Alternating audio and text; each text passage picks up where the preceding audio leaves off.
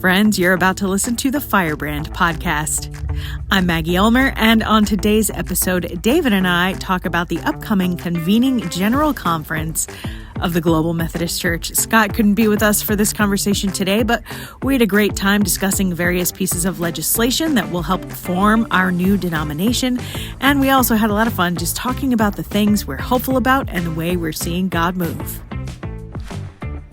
Welcome back to the Firebrand podcast. I'm Maggie Ulmer, and I'm here with David Watson. And we are sans Scott Kisker. Again. It's okay, Scott. He's in the wind. He is in the wind. He's busy. Well, the other thing, what was it that you said the last podcast? This is like a tribute band where there's only one remaining member. So at least we have 2/3. Yeah, that's right. We're not quite doing the 80s heavy metal thing today, but So what are we talking about today, Maggie? Well, lots of fun stuff happening. Lots of stuff coming up. Primarily Costa Rica. That's right. Costa Rica. The convening General Conference of the Global Methodist Church. Lots of people going to Costa Rica, but not for vacation. I know. I'm going to Costa Rica. What are you going to be doing there? I am not a delegate, but I am going with Spirit and Truth, and we're leading missionary outreach days for people who are attending Costa Rica. We're going to go and do some training in evangelism and sharing your faith. We're going to partner with the Methodist Church in Costa Rica. So we're going to have a bilingual evangelistic outreach fest. It's going to be awesome and amazing, and I'm so excited. Nice. That'll be cool. I know. I'm really looking forward to it. You could do the fun stuff. True story. I do get to do the fun stuff. People are like, "Oh, wow, you're going to Costa Rica?" I'm like, "Yeah. I'm going to be in a hotel, and then I'm going to get in a bus, and I'm going to go to a convention center. After which I'm going to get in a bus and go back to a hotel." Yeah, that is kind of how they've laid it out in the various planning meetings. And that's okay. I mean, that's why we're there, right? We're not there for absolutely. vacation. And I think really there's so much positive potential at this general conference. And it's going to be great to gather for the first time as the Global Methodist Church and actually convene as a denomination. That'll be really good. Yeah, it's exciting. Yeah. So, but it won't be hiking in the cloud forest or... No, not this hanging time. out on the beach. Not this time. Well, maybe there will be a convening Global Methodist retreat. There might be. I went to Costa Rica earlier this year just for some vacation. But Costa Rica is like a big yoga place. Did you know this? I mean, it makes sense. It's very like hippie and yoga friendly. Well, how did you feel? You must have felt so comfortable being among your people. Yes, that's right. You know me. The yogi hippies. You know me. Me and the yogi hippies. We're tight. So, but it is beautiful. It is a beautiful place. Well, I'm looking forward to it. Great country. So, yes. So lots on the docket. Lots of unknowns about the upcoming General Conference. And as I said, lots of potential for really good things to happen at the conference.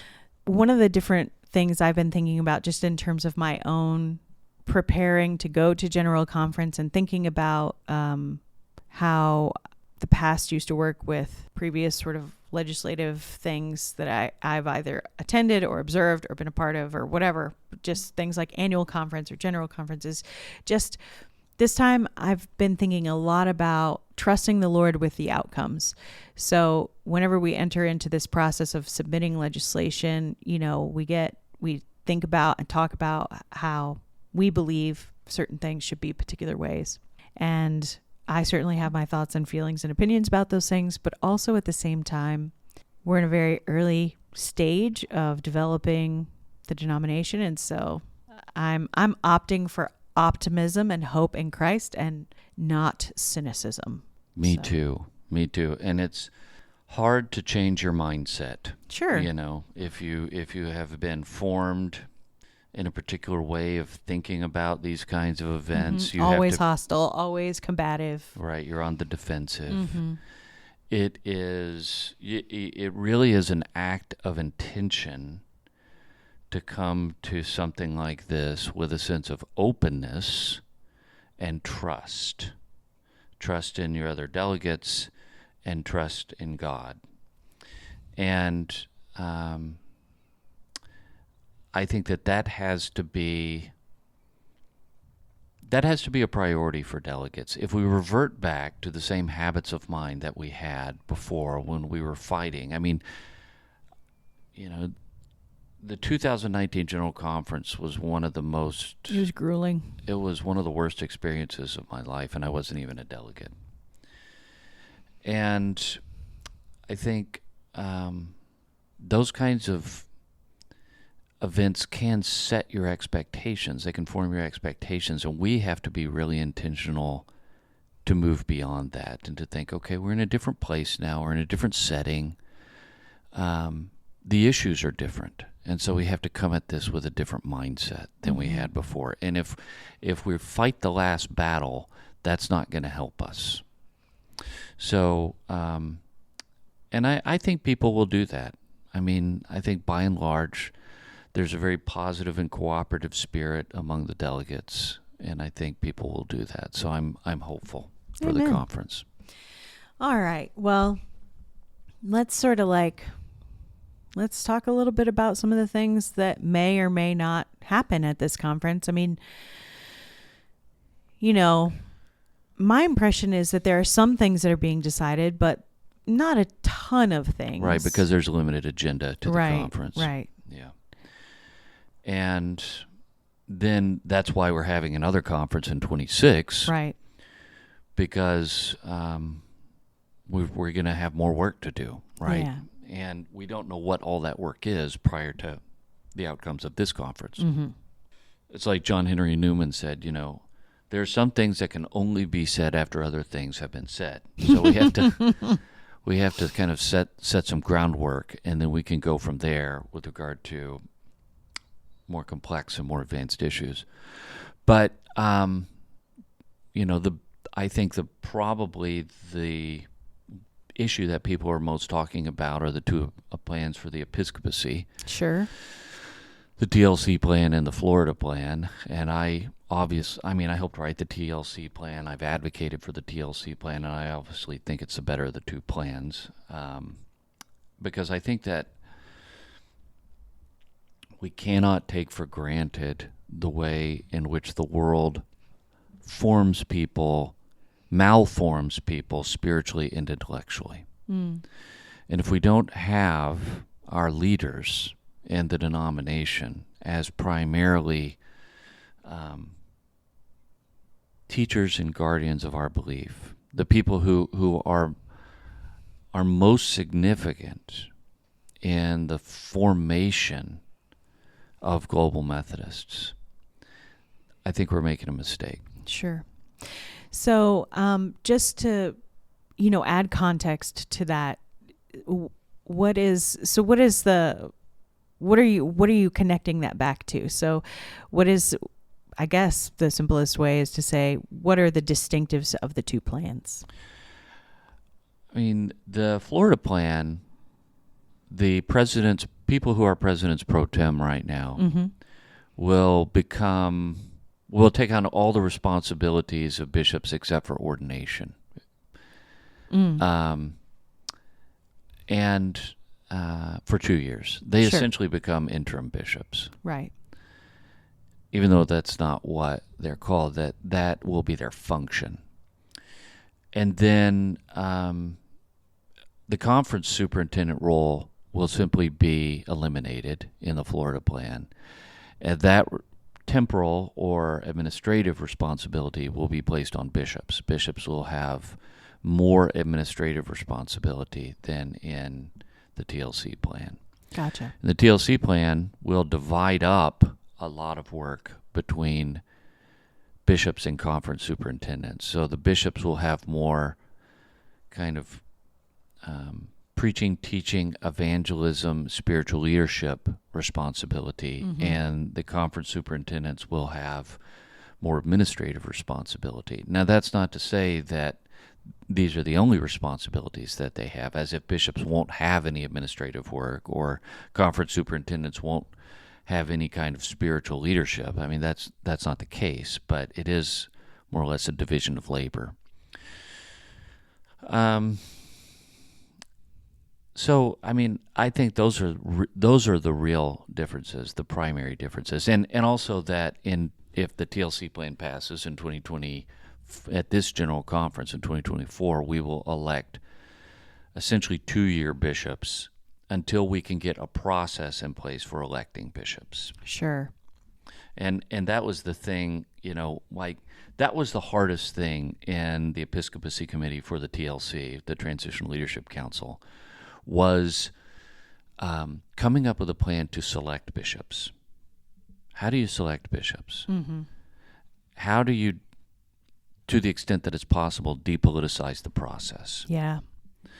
How do we avoid some of the mistakes of the past? We're not going to have a perfect system. There are no problem-free situations, but what's the best system we can come up? We wanted more time to do that. We didn't want a rushed process, and so that's why we went with 2-year bishops, and instead of electing 6-year bishops at this conference. So, what little I've sort of observed, and then just reading the different articles coming out from the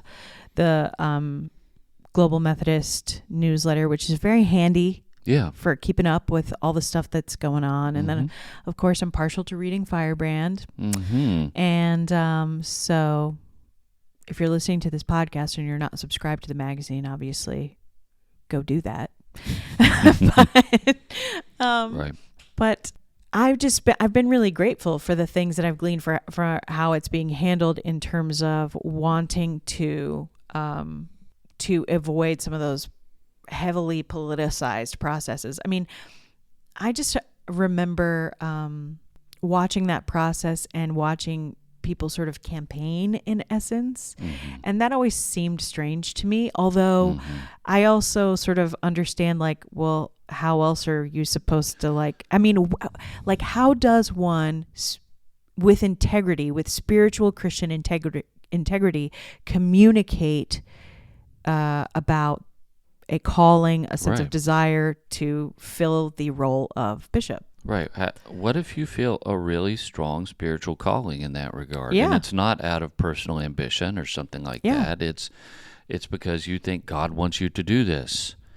And how we set that up will be important. And I don't know the answer. Yeah. I don't know the answer. For my money, which is very little, but from my perspective, and I think that there are merits to both plans, both the Florida plan and the TLC plan. I think that there are good things and hard things about both of them. But one of the things that I continue to come back to is that it seems to me that we can avoid some of the strange bureaucratic sort of power struggles in the episcopacy by really trying to make it an office that is spiritual and is about governing the teaching and the culture of the church rather than simply the functioning of the church. I think that's right. We have to have visionary leadership. Yeah, we do. Spiritual visionary leadership. So we'll see what happens. See what happens. I also submitted legislation to change the mission statement. Nuh-uh. I mean, I'm a supporter of that legislation, so I know that.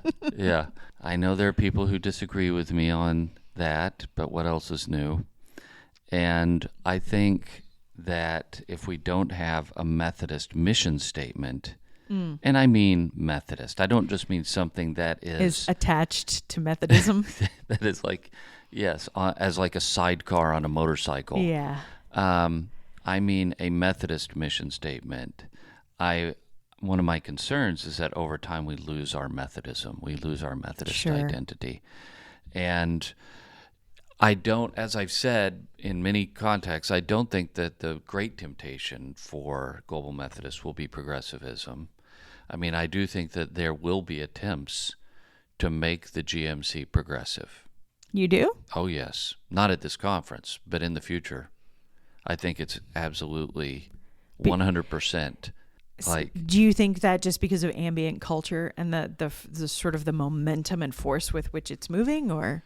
yeah, and because of what we see in other conservative denominations, Interesting. like in the ACNA, for example. Oh, yeah. Yeah. To move more towards like totally a diocesan model of. Well, the Anglicans are diocesan anyway, Yeah. but I do think that if we allow ourselves to become diocesan in our episcopacy, then it's only a matter of time before we have another split. Fracturing. Yeah. That does seem true. But so that's back to the Episcopal plan. One of the things that the TLC wanted to do was to avoid too much local autonomy. Yeah. And this is a mistake that was made very earlier in Methodism. Like if Scott were here, he would talk about this. It's a mistake we made because we inherited jurisdictions, right? And we didn't get rid of them in '68. Right. And the only reason we had jurisdictions to start with is because of racism. Right. So, I mean, the central jurisdiction was meant to keep black pastors and bishops out of white churches. Right. And so we inherited that structure, although not on it wasn't racially, I was not born yet in 1968, but it was not racially motivated, but they kept the geographic structure, and that created a breakdown in accountability in the church. Mm-hmm. But back to the mission statement, I just think it's so important for us to name our Methodism in our mission.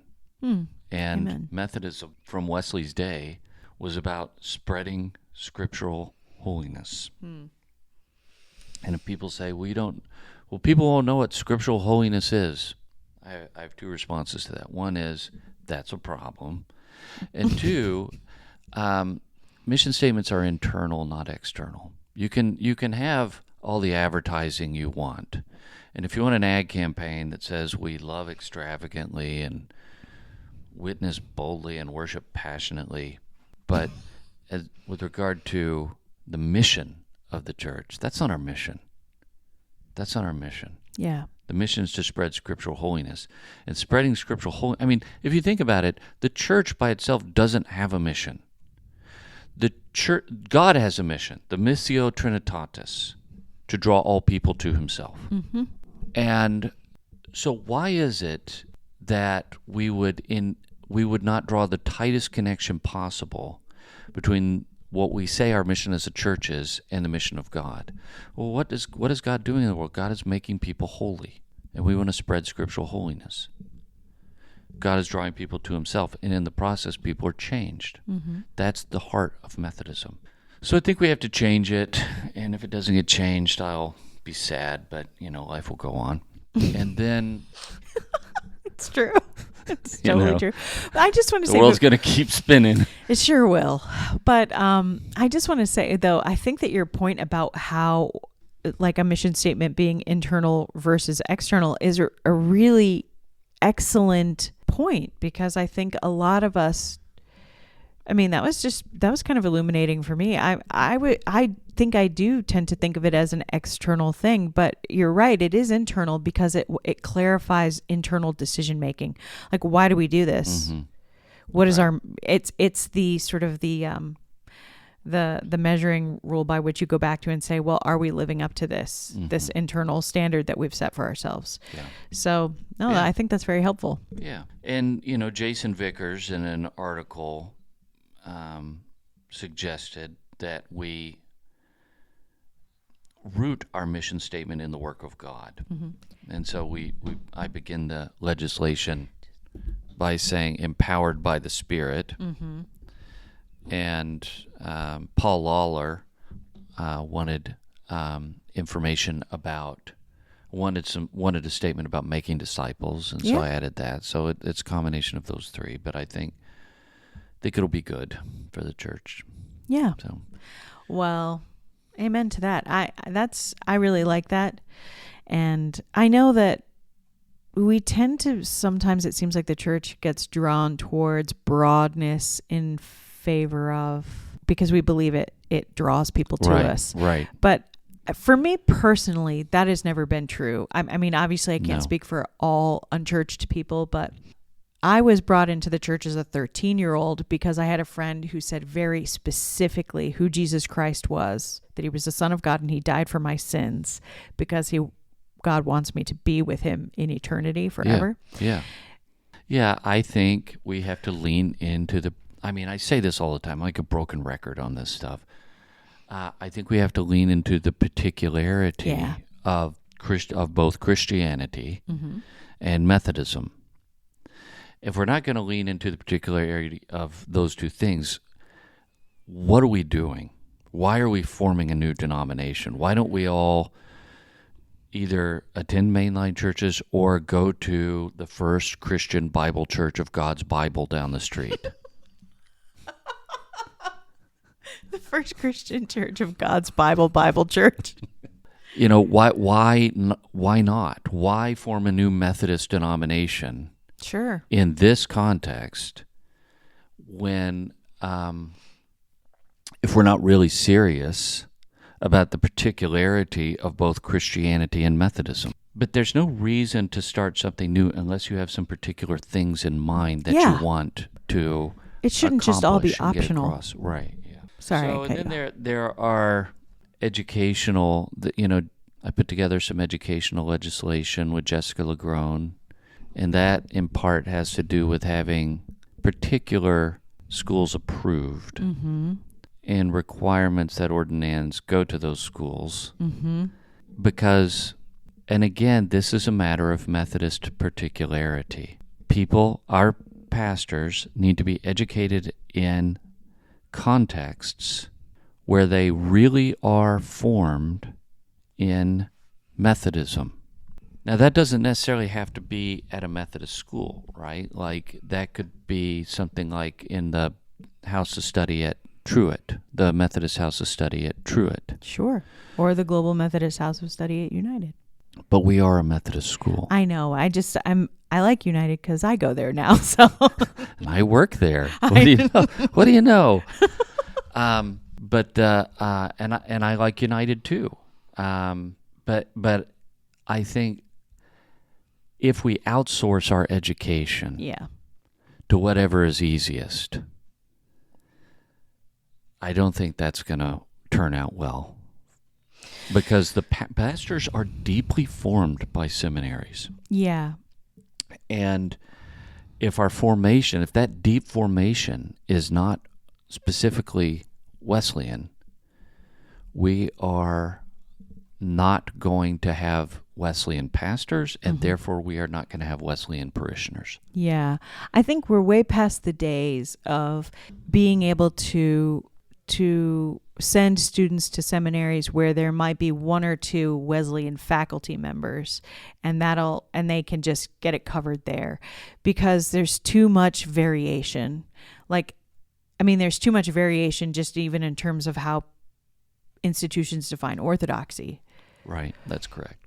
Yeah. So, because I was just thinking back when I lived in Virginia, I remember meeting pastors who went to, what's a Mennonite school?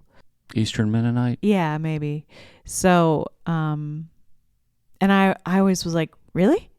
And they were like, yeah, you can go there and then do one or two classes over here and you're good to go. And I think, I just don't, it seems to me when you look at the sort of the academic landscape, it's just too far flung at this point. It's like, well, I always wondered about this and complained about it when I was on the University Senate of the UMC. I just felt that Methodists shouldn't outsource their education to institutions that don't take seriously Methodism. Yeah, absolutely. And that's not to say that it has to be a school that's founded in the Methodist tradition, but there has to be demonstrable evidence that is being taken very seriously. We need a high bar, is what I'm saying, I guess. Now, another piece of legislation, I'm just talking about the legislation that I helped to write,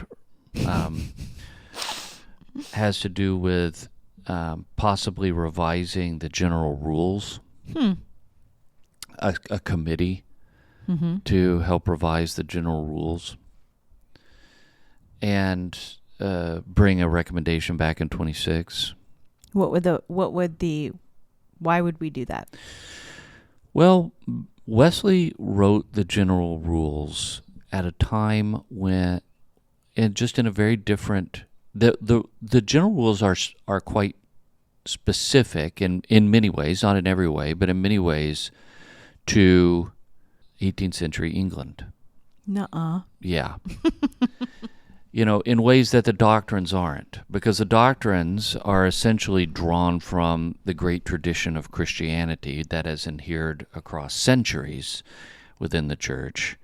But, for example, one of the major social issues of Wesley's day was the transatlantic slave trade. Wesley opposed it, and he said, you can't own slaves if you are a Methodist. If you'll be kicked out of the societies, if you own slaves.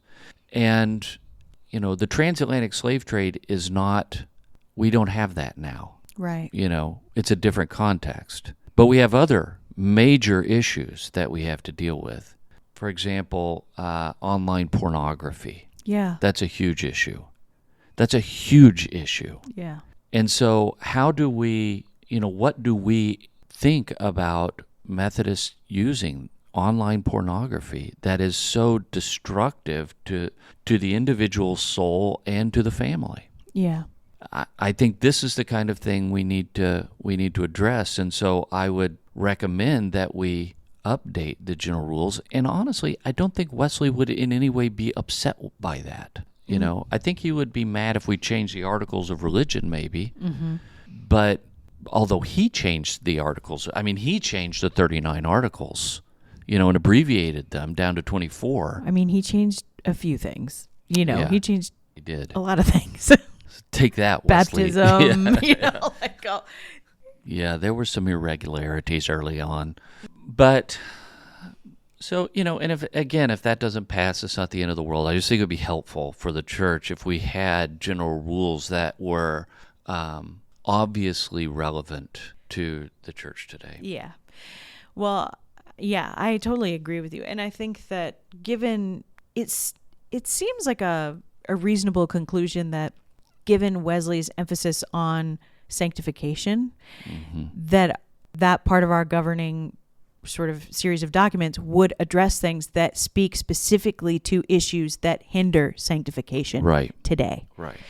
So that makes sense to me. There is a provision in the Constitution that's being proposed that we hold that we allow for the possibility of a new statement of faith that essentially harmonizes the Articles of Religion and Confession of Faith. Right now we have the Methodist Articles of Religion and we have the EUB Confession of Faith.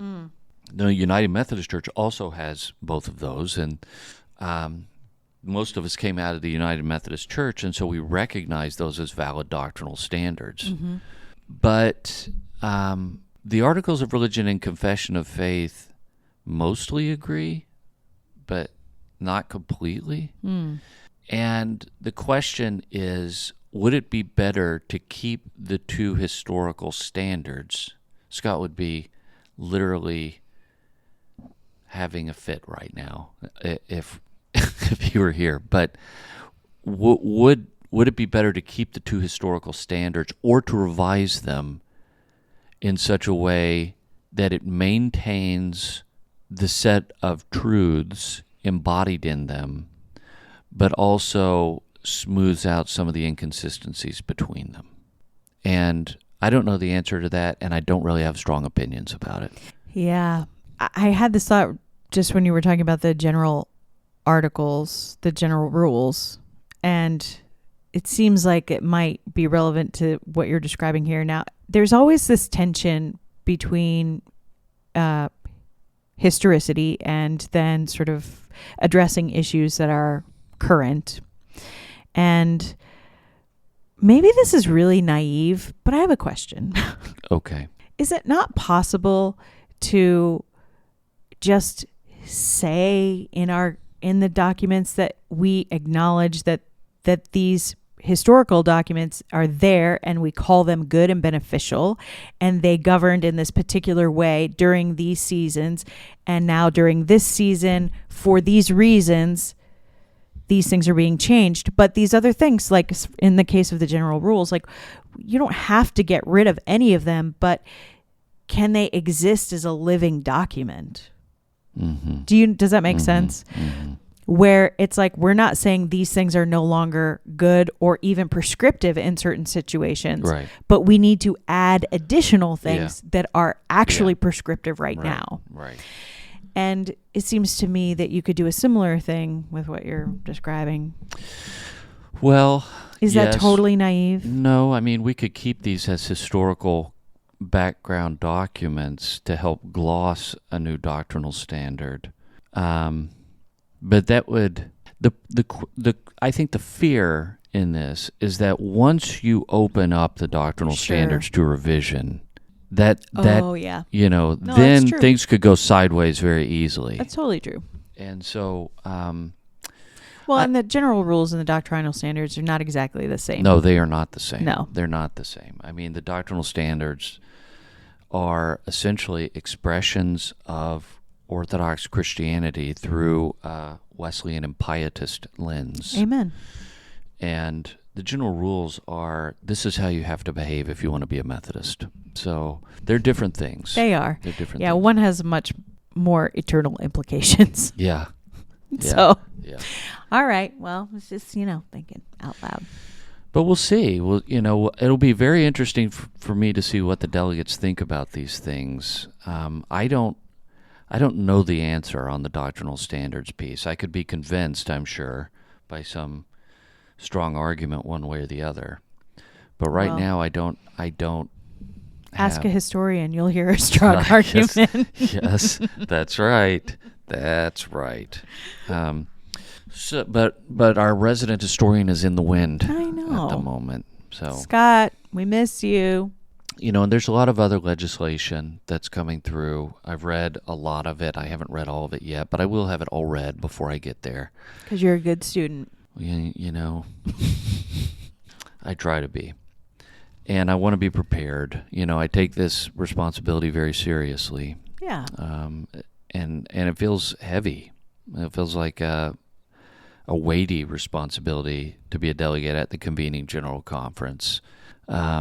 We want to get this right. We just, I think, have to be very humble and prayerful as we go into this. Mm-hmm. So, yeah, a lot of good stuff can happen, though. Yeah. A lot of good stuff can happen. Absolutely. Yeah. Well, and we'll fill out our general commissions, mm-hmm. And that'll be interesting to see who's on those. And it'll be exciting. It sure will. Well, darn it, I should have nominated you for a general commission, and I forgot. Oh, you know what? That's okay.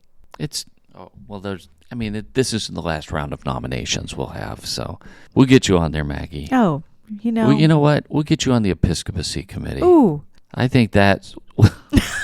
I'm sure everybody you will wants love that. You will love that assignment. Everybody wants that. Yeah. Well, this has been our episode. I feel like we should end the episode before anything else weird happens. You haven't said what you hope for the conference yet. well, what do I hope for the conference?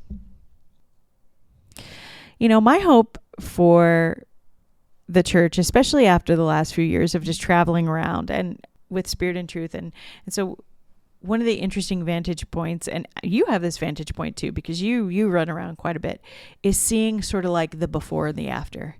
Going to churches before disaffiliation and just feeling the weight of just the weariness and, mm-hmm. and frustration. So mm-hmm. many pastors, so tired, so mm-hmm. hurt, sad, mm-hmm. all that. Mm-hmm. And then the almost immediate mm-hmm.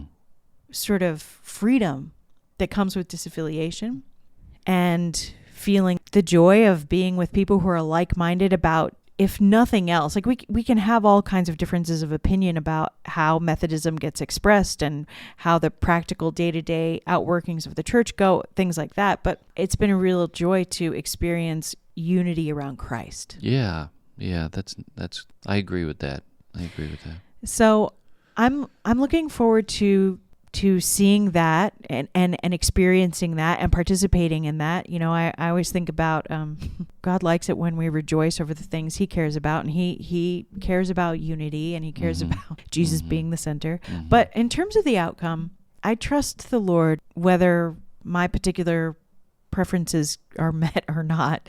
I do think that the weirdness of Wesleyanism has a lot to offer our current culture.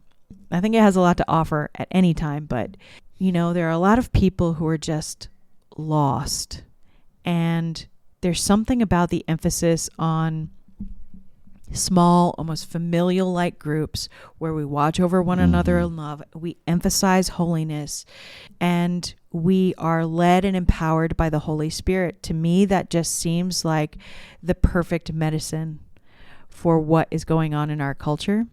Yeah. And I don't want to lose that. Yeah. I don't either. And you're right. It's very countercultural in the sort of online age. Yeah. To have that kind of close-knit community of both love and accountability. That's right. But that's why it could be so powerful. Yeah. Because something's been lost. Mm-hmm. So that's my hope. My hope is that we don't make human ingenuity the center of what we do at General Conference. Yeah. Yes. You know? Yes. Right. We don't try to do everything in our strength. Yeah. Yeah. That we can just let the votes be what they are, and then discern, and if we need to come back around and tweak, and then we'll just do that, and we'll let it be a slow process. Mm-hmm. So that's my hope. And also, I'm really looking forward to being in Costa Rica, even though I'm going to see, like probably a 4 square mile radius of the country, but I'm looking forward to it. Yeah. San Jose's a busy city. Yeah. Gonna be fun, though. Yep. All right. Absolutely. Well, friends, please be in prayer for all of the delegates, and be in prayer for all of the teams and committees who have set it up. It's been a Herculean effort.